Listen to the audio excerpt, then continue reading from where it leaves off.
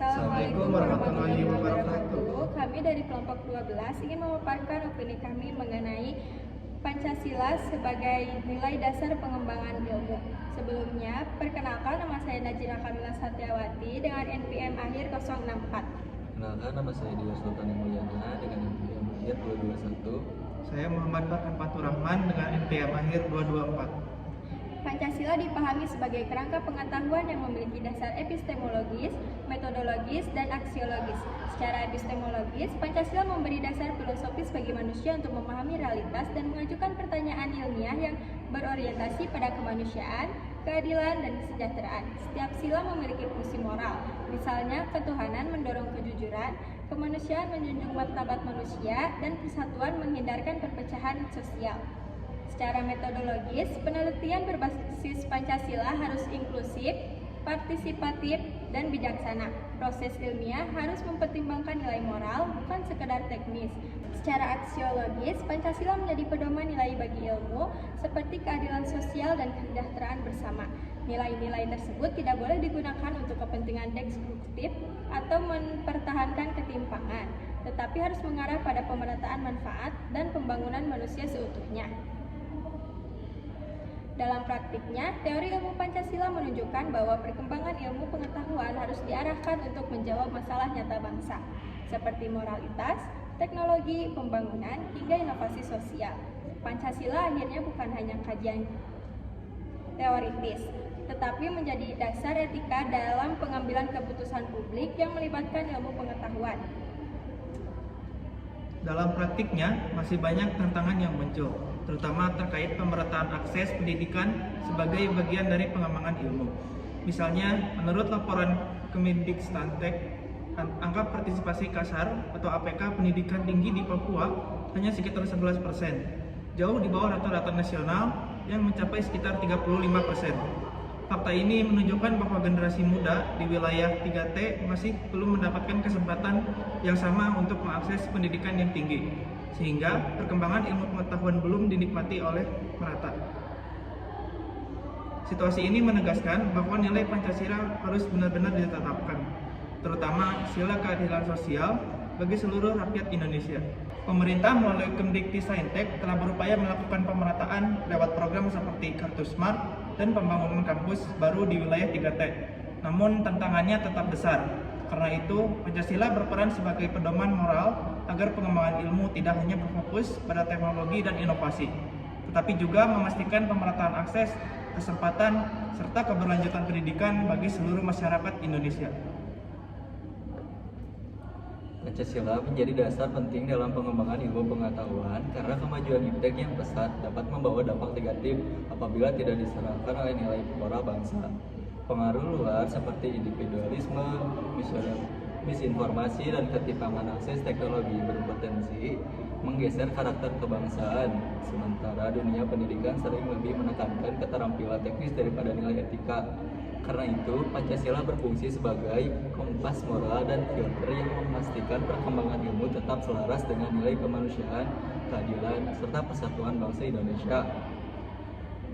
Baik, kesimpulannya, kesenjangan akses pendidikan tinggi di Papua yang ditunjukkan oleh rendahnya APK mengungkap bahwa pemerataan pengembangan ilmu di Indonesia masih lemah, sehingga diperlukan penguatan nilai-nilai Pancasila, khususnya keadilan sosial dalam perumusan kebijakan pendidikan. Meskipun pemerintah telah menetapkan program seperti Kartu Smart dan pengembangan kampus baru, upaya tersebut harus terus ditingkatkan agar manfaatnya benar-benar merata dengan menjadikan Pancasila sebagai landasan moral. Pengembangan ilmu dapat diarahkan untuk menciptakan akses belajar yang inklusif dan selaras dengan tujuan persatuan serta kesejahteraan bangsa. Sekian opini dari kelompok kami. Terima kasih. Assalamualaikum warahmatullahi wabarakatuh. Perkenalkan, nama saya Wulandari Nurfitria dengan nomor belakang NPM 310. Saya di sini akan membacakan hasil observasi kewarganegaraan mengenai rendahnya kesadaran mahasiswa terhadap kebersihan lingkungan kampus. Halo teman-teman semua, kita semua tahu bahwa kampus adalah rumah kedua bagi kita.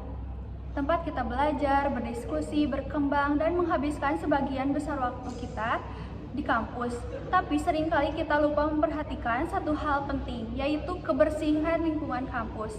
Kalau kita lihat dari lebih dekat, masalah sampah sebenarnya ada di depan mata kita.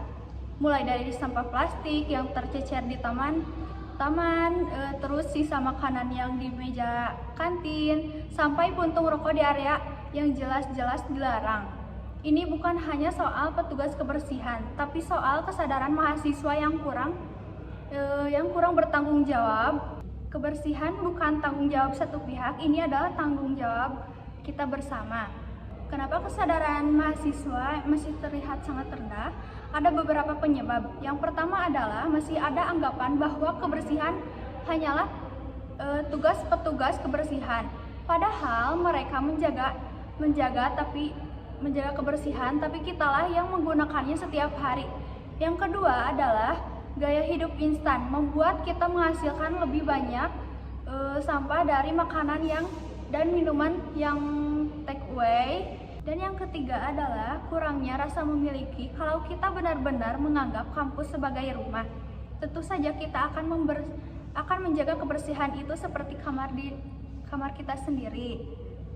Dampaknya pun nyata, lingkungan yang kotor bisa menjadi sumber penyakit, mengganggu kenyamanan belajar, dan membuat citra kampus menurun.